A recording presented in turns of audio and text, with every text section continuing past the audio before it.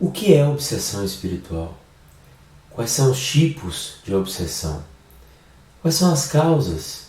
Como podemos combater? Como podemos prevenir? Tudo isso e muito mais após a vinheta. E sem mais complicações, meus irmãos, já que o objetivo do canal é descomplicar, obsessão espiritual é a ação contínua de um espírito para com o encarnado, de maneira a prejudicar aquele indivíduo. Então, obsessão é sempre algo negativo, é uma interferência continuada e negativa, ok? Quais são normalmente os tipos de obsessão espiritual?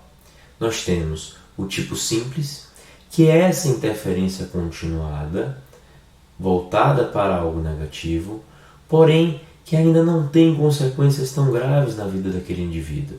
Não é uma interferência tão profunda.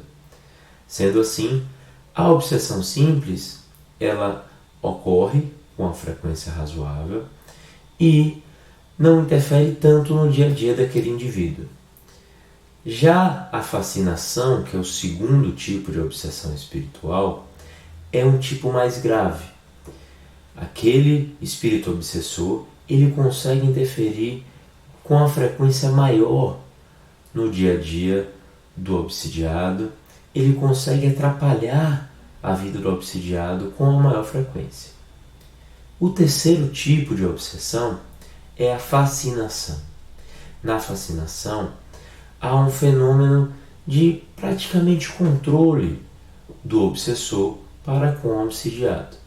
Nós temos no livro dos médiuns um caso que deixa muito claro o nível de interferência. O espírito obsessor, para expor o obsidiado ao ridículo, fazer com que o obsidiado pedisse todas as mulheres em casamento. Então a mulher passava na rua, ele ajoelhava e pedia a mão em casamento. Com que intuito o espírito obsessor fazia aquilo? Fazer o mal, atrapalhar a vida daquele indivíduo, expor ao ridículo, criar vergonha àquele espírito. Então, a fascinação e a subjugação são dois tipos de obsessão mais graves. Lucas, quais são as causas da obsessão normalmente? A causa mais comum que nós percebemos na literatura espírita é a vingança. Essa vingança, ela pode partir dessa existência, bem como de existências anteriores.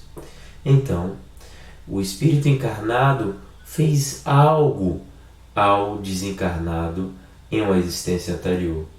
Dessa forma, ele guardou essa mágoa, guardou esse rancor e através do pensamento foi criado novamente essa ligação e o espírito encarnado abriu a casa mental para que essa obsessão acontecesse, por algum tipo de remorso, por algum tipo de culpa, e aí acontece esse processo obsessivo. Outra causa extremamente comum de obsessão são os vícios. O indivíduo que tem um vício na bebida alcoólica, no tabagismo, na própria comida. Através de um processo obsessivo, o espírito obsessor, ele usufrui daqueles gozos, daquelas sensações. Então, em um fenômeno denominado vampirismo, o espírito obsessor, ele consegue sentir determinadas sensações que o espírito encarnado tem. Então, o indivíduo, quando ele faz o uso do cigarro e está sob um processo obsessivo, aquele espírito obsessor consegue degustar daquele cigarro. Ok? Então, as causas mais comuns são, de fato, a vingança e as questões do vício. Além disso, tem aqueles casos em que o espírito faz o mal exclusivamente por fazer o mal, porque ele se compraz com aquilo, ele fica satisfeito com aquilo. É a terceira causa de obsessão. Lucas, como é que nós podemos prevenir o processo obsessivo? Cultivando hábitos positivos, cultivando pensamentos positivos e agindo da melhor maneira possível, de acordo com as leis divinas. Dessa forma, nós não abriremos a casa mental para que ocorram esses processos obsessivos. Lembramos, meus irmãos, que o processo obsessivo ele só ocorre a partir de um momento em que o espírito encarnado ele abre a casa mental para que o espírito obsessor haja. Então, nós devemos tomar muito cuidado e prevenir. E como nós podemos combater esse processo obsessivo?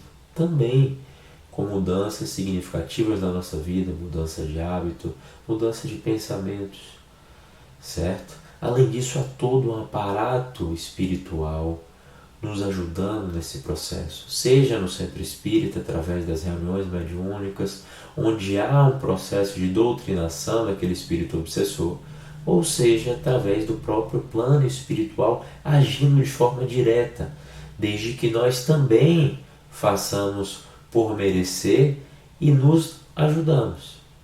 Importante salientar, meus irmãos, que nós não devemos transferir responsabilidades, achar que algo que der errado na nossa vida é culpa de uma obsessão, achar que as nossas falhas morais são culpas de processos obsessivos. Não, nós devemos adentrar ao nosso subconsciente, nos estudarmos e a partir daí evoluirmos. Esse é um convite que o Espiritismo nos faz, ok?